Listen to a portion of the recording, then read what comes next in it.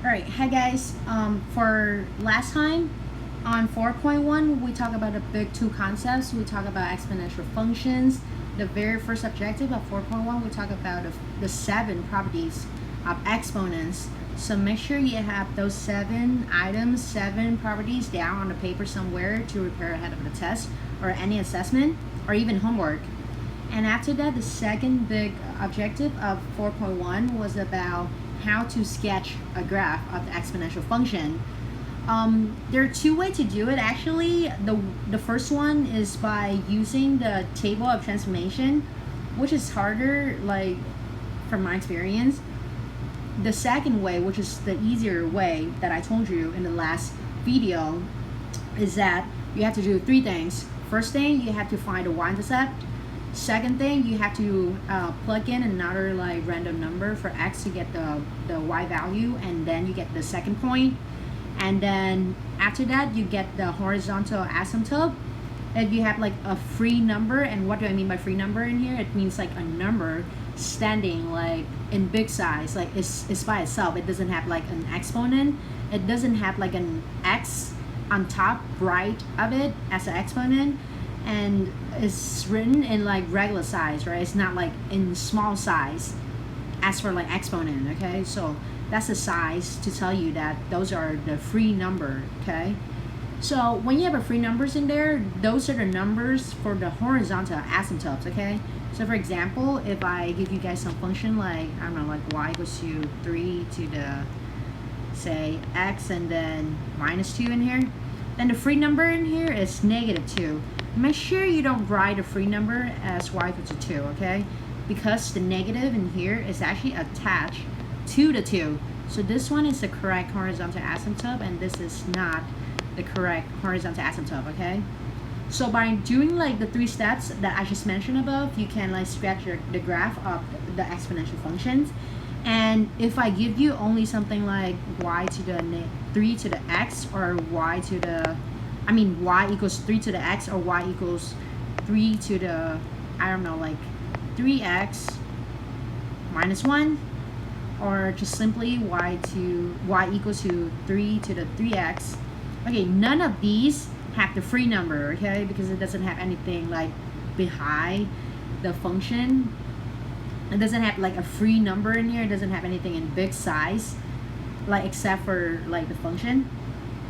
So for all these cases, the horizontal cases, I mean the horizontal asymptotes of them will be y equals to 0, which is the x-axis, okay? And to draw the horizontal asymptote, make sure you do it in dashed line, okay?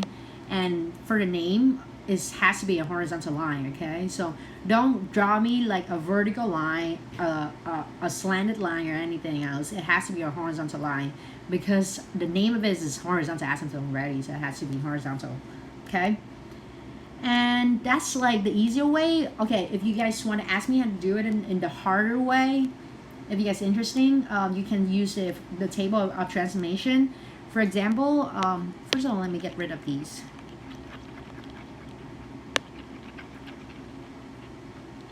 And then let me tell you how to draw this function in here in the second, longer, harder way, in my opinion.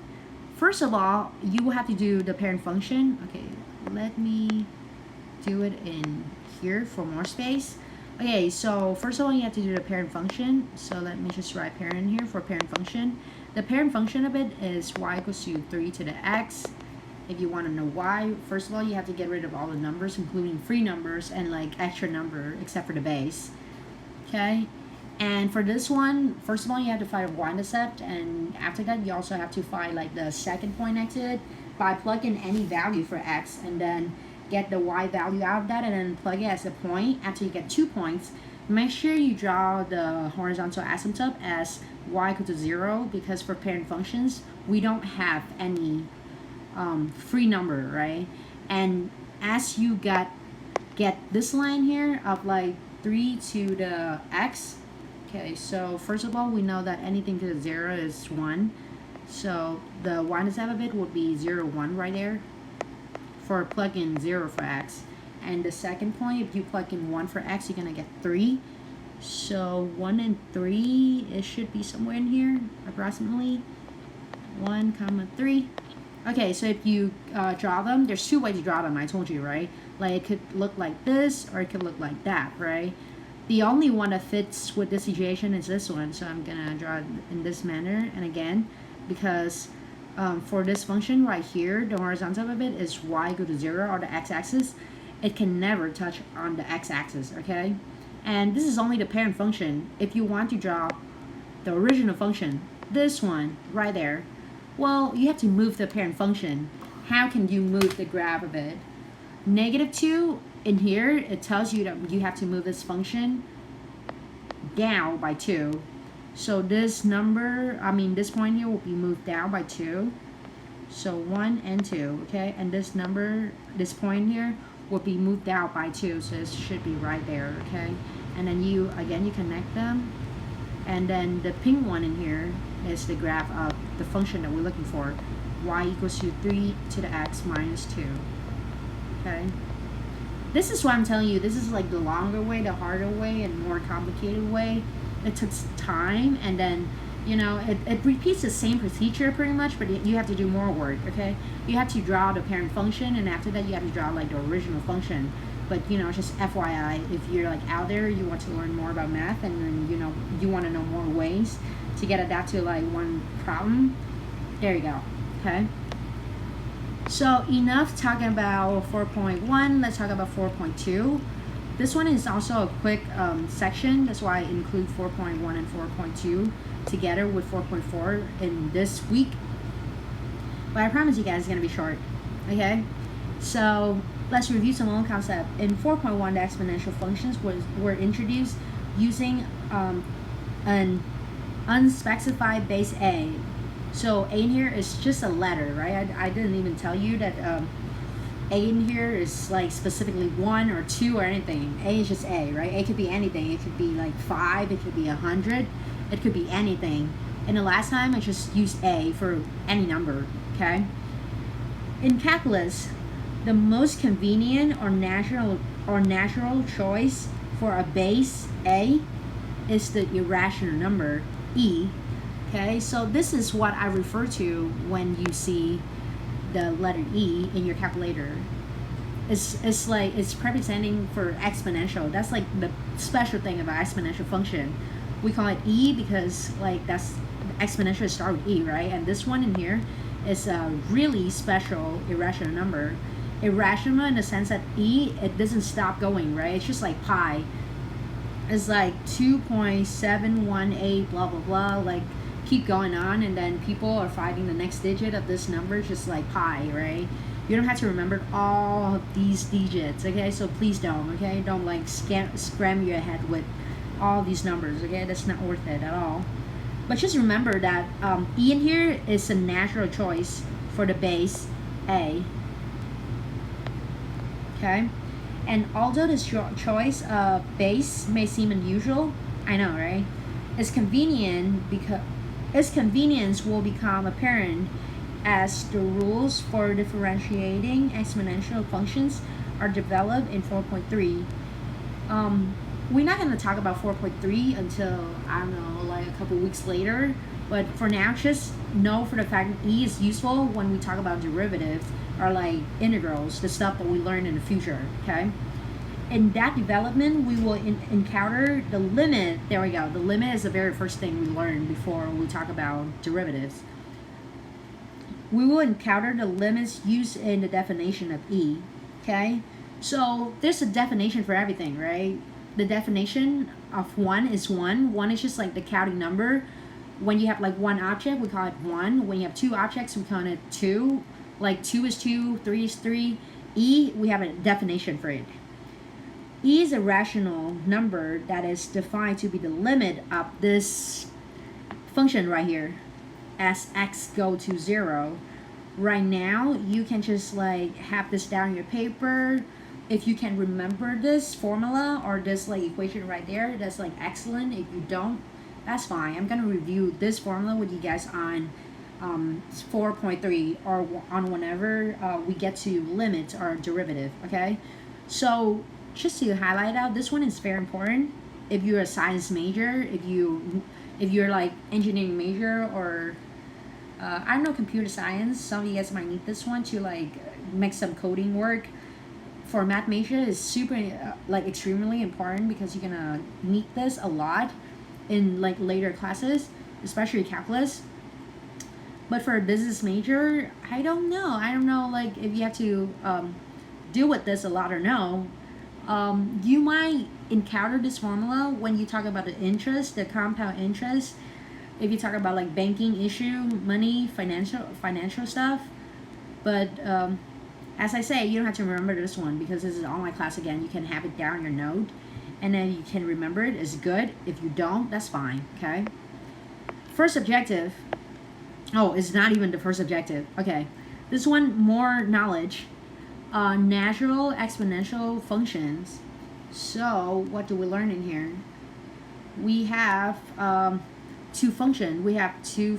The first one is y equals to e to the x, and the second one is y equals to e to the negative x.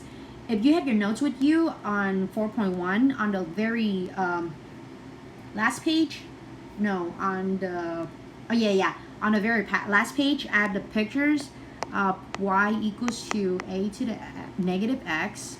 Okay, let me put it in here just for like matching with the negative in here.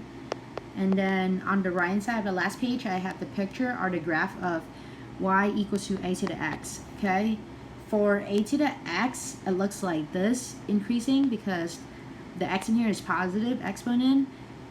For a to the negative x, the graph is decreasing because, okay, that's a bad like curve, so let me draw it again. Okay,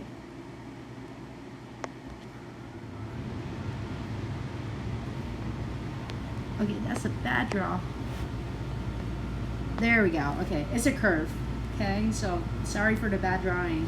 If you want, please look up at the last page on 4.1 for like a better curving, better graphs. Okay, so for the e, it has like similar look into it. It has the look of the curve either increasing or decreasing. Okay, so 3-step again, right? First of all, we have to find the y-intercept. If you plug in 0 for x in here, let's do this one first, okay? So first case, if you plug in 0 in here, anything to the 0, I'm gonna get 1. So the first point is 0, 1 right there. Okay, second point, if you plug in x equal to 1, you're gonna get e to the first power, which is e, and e is like 2.78, whatever. So I'm gonna say that point is like right here in the middle of 2 and 3, but closer to 3 because like 2.7 is closer to 3, right? And then again, I'm gonna connect them. But wait, before I connect them, let's talk about the horizontal asymptote, right? So this function in here, it doesn't have any free number right behind it, right? Or even next to it. So the horizontal asymptote to it would be this line here, the x-axis, which has the form, or the equation of y equals to 0. Okay, and now that we're ready, let's connect them. Okay, I make a bad move. Bad move again. There we go, that's better. Okay, so make sure that the dash line there is stand there as a limit for you to not cross it. So if you don't have the dash line, and for example, if you draw something like this to connect the 2 points, and then this is wrong, okay? Like the pink one, what just happened? Okay, there. Sorry for that. Okay, the pink curve in there, the pink line, or like the pink graph, is wrong. Make sure you don't draw it like that. Make sure you have to draw the horizontal asymptote first before you draw the graph, to make sure you don't cross out anything that like you're not supposed to. Okay. And let's label the point. Okay, let me get rid of the pink graph because it's wrong before it gets to your head. Okay, so 3-step, right? The very first step, make sure you find the y-intercept by plugging in 0. And second step, make sure you plug in some random number for x value. My favorite number is usually 1. And then I'm gonna get 2.7 approximately. And then last step, make sure you identify the horizontal asymptote or like the dash line. And step 4, connect them, right? And make sure the graph never passes the horizontal asymptote, okay? So this is for your part, okay? I want you to draw the graph of this one if you can. Okay, I know that I told you don't have to do the parts of like non-number example or the one that doesn't even have the word example, or like the optional pages. So if you want, you can do this one. Actually, you know what? You don't have to do this one. Let me be nice, at least for this time. Okay, so I'm not gonna talk about this in detail, but if you want, you can do this one. You don't have to submit this one in for grade. Again, if you do it, good, great. I'm proud of you. If you don't, that's fine too. But technically, it will look like this. Okay, so I have like 0, 1 in here, and this one, it should be like -1, and then 2.7, something like that. Okay, so, and the horizontal asymptote, again, because it doesn't have any free number, so it has to be on the x-axis, or y equal to 0. So if you connect everything, you're gonna get something like this.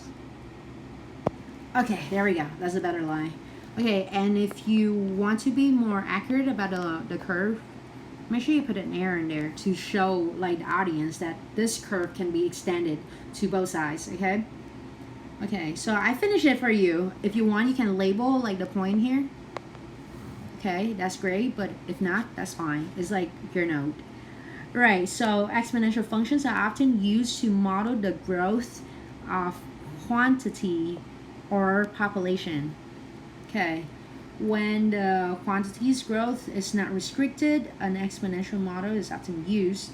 When the quantity's growth is restricted, the best model is often the logistic growth function of the form thus. Okay, this is like a complicated function, so I'm not going to read it out, but you guys can see it in there. And for some of you guys who wonder what is like logistic in English mean, I can tell you logistic is like when you do business and say if you want to like sell stuff on Amazon, because you know under COVID we cannot go out and we need money, right? So say if you want to sell some like foot support on Amazon, like to support your toes, or I don't know, to support your ankle or your arc, you have to think about a fee that Amazon trucks ships your product to like the customers, right? Logistic in there is for transportation fee. Logistic, it means like the fee that you have to pay for people to get your product to the customer's house. Okay, so that's what it means for logistic. And of course, since you're business major, this one is like a big thing that you have to think. If you want to open a business, like it really depends on how much you have as an investment, right? So that's one of the fee that you have to pay like originally, okay? But I'm not gonna test you on this one because like we're not like making companies at this moment. You guys are still students, right? So that's like that's you can save this one for future, okay? So yeah, if you work for like big companies like Amazon or like eBay, they will need you guys to think about like how to save the most transportation fee for their product, right? But for right now, for this class, you don't have to think about logistic growth function, okay? That's why I make this page like not numbers, so you guys don't have to do any example for this. But if you want to look it up on Google, you can do it. If you have any question on this one, you can ask me, okay? So exponential growth model, growth is not restricted. It's gonna look like this. It expanded on both sides of the equation or the graph, right? But if you put some like limited, say if you're not rich and you don't have a lot to spend for your transportation fee, if you ask Amazon, oh, I only have like $10 for exponential for transportation fee, then that's your limit, right? That's your restriction. Then your logistic growth model has to be like under the curve of like $10, right? Because if Amazon asks you to pay more than $10 for just transportation fee, you will not work with them. You cannot make it, okay? Or else you're gonna be broke, okay? And you don't want to be broke if you want to build like a wealth, like a good company, okay? So watch out for this in the future, okay? So this one in here is also like can be extended to both sides, but no matter how much you extend on say this side in here, let me take out the arrow, it always has to be under the dashed line, okay? So it has to go flat. It cannot go beyond it. It cannot go past the dash line. This one in here, it is the horizontal asymptote that the problem gives you, that the company gives you. I mean, that you give the company to limit down the fee for you, okay? So this one is like a big no-no. Don't cross the dash line ever, okay? If you ever have a dash line, you can go like close to it, but make sure you don't cross it, okay?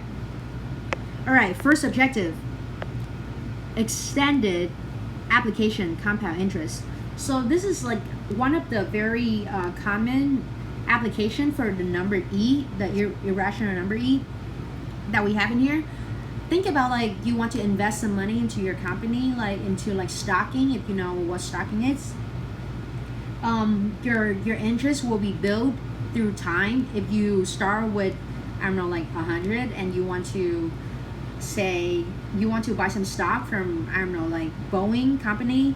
So you invested $100 into Boeing, and then next year if Boeing grows like bigger, if they make more money, then your $100 will become, I don't know, like 500 or something like that, something much more than $100, okay? So that's about a compound interest, okay?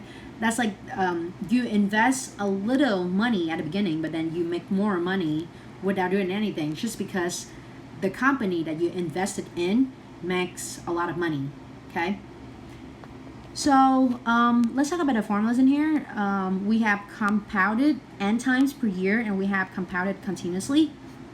There's two formulas for this one. I'm not going to explain too much about the formulas. There are reasons why they have these formula like developed like this, but let's not talk about how they get these formulas, okay? Because it's more like math, like history. So these formulas are there. They have names, so make sure you can tell the difference between each formula, and you can like memorize the formulas if you can. If you don't, again, this class is online, so make sure you have these formulas down to prepare for the assessment and for your homework, okay? All right, know that the interest earned depends on the frequency with which the interest is compounded. The annual percentage rate is called the stated rate or nominal rate. However, the nominal rate does not reflect the actual rate at which interest is earned, which means that the compounding product which means that the compounding produces an effective rate that is larger than the nominal rate. In general, the effective rate corresponding to a nominal rate of R that is compounded n times per year is this formula in here. It will tell you how effective like your investment is, okay? So if you put an investment on some like dying company, your effective rate would be really low, right? If you heard TikTok, I heard that's a thing on like on the news these days.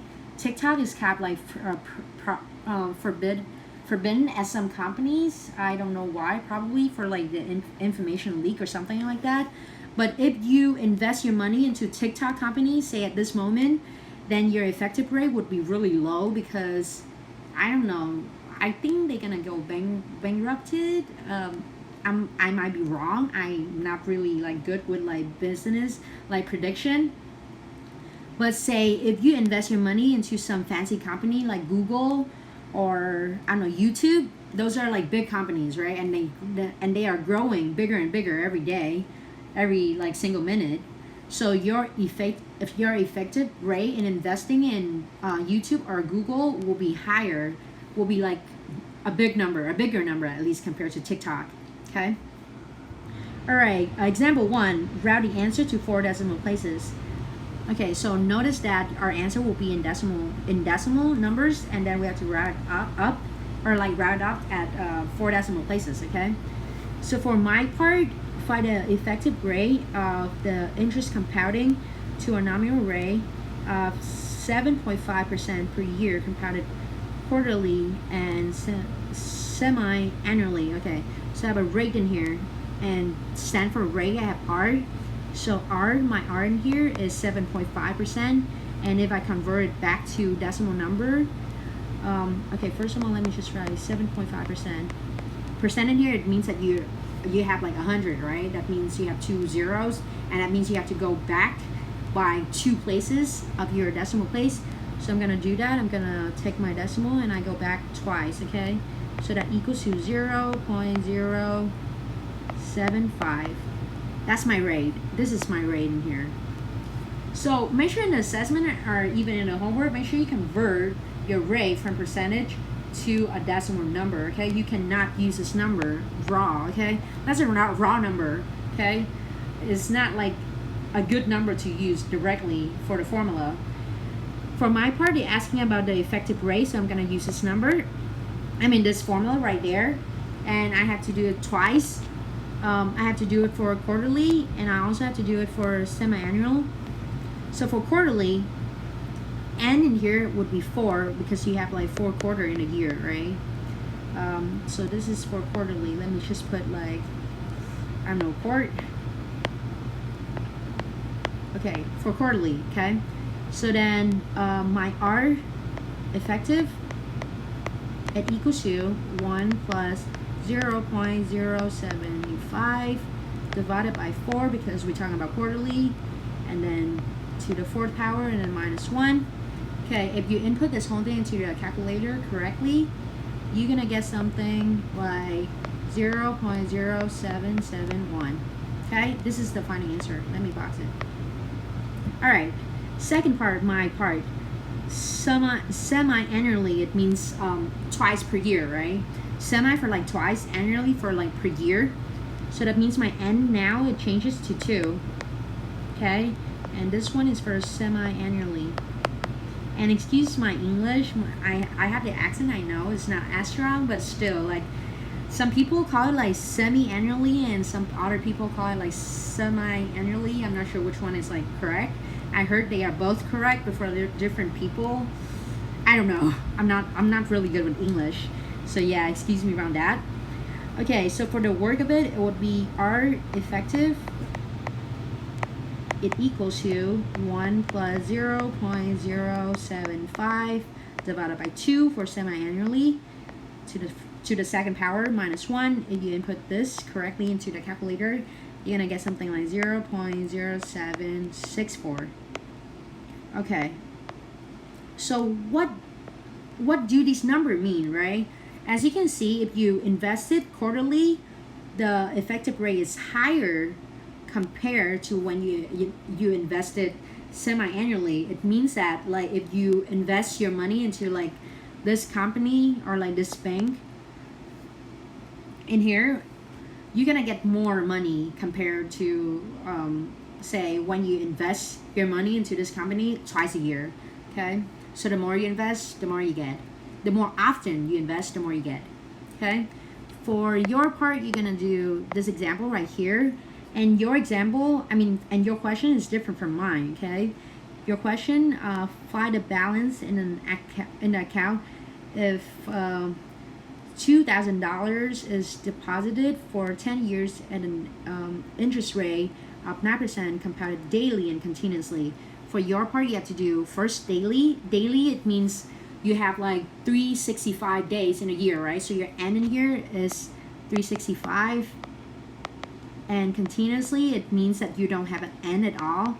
It means you have to use a second formula right here, okay?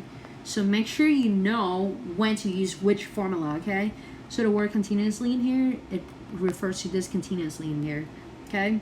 If you don't have the word continuously, they will tell you like how often you invest by using the English word like quarterly, semi-annually, monthly, daily, or something like that, okay?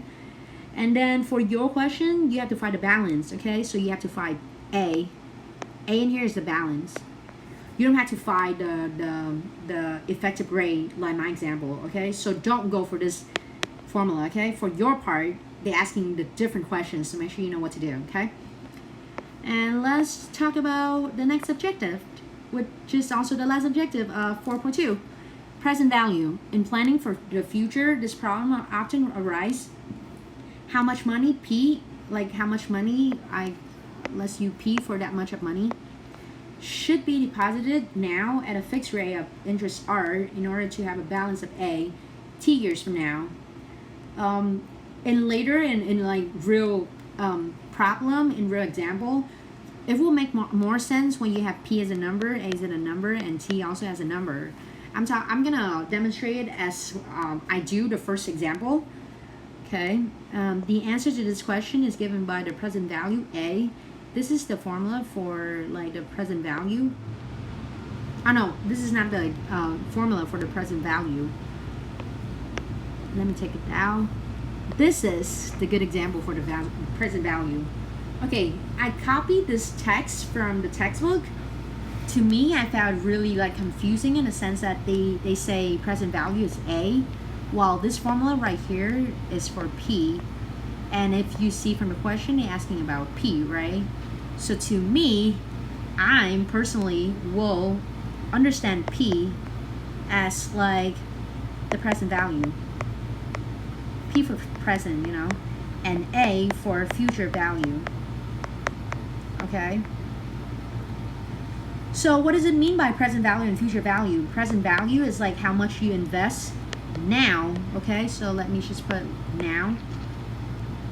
It's the money that you want to invest into, say, Google for now, and then the future value is how much money you're gonna get after, say, 7 years, or I don't know, like 10 years from now, 20 years from now. That's why it means future. Present is like now, you know? So this one is like the investment. A in here is your interest, your extra money that you earn from that investment. Okay? So again, make sure you have this formula down. If you don't want to like solve for P again, it's already solved in here. So this one is a big formula to find the present value. All right, let's talk about example. Write the answer to 2 decimal places. So keep in mind that we have decimal answers and we have to cut it out at a 2 decimal place, okay? So for my part, I have find a future value, this one, A, of a 6,500 investment. So this one in here is investment. This is the money that I put into like whatever company that I want to invest, which is P. If the interest rate, this is my R, compounded monthly for 3 years. So this 3 years is for T, and monthly in here, it tells you that N equals to 12. Why? Because we have 12 months in a year, okay? So again, first thing first, R in here, let's convert it back to decimal places. If I go back twice, the point would be right here, and I have to input like another 0 in here. It means that my rate would be 0.0625.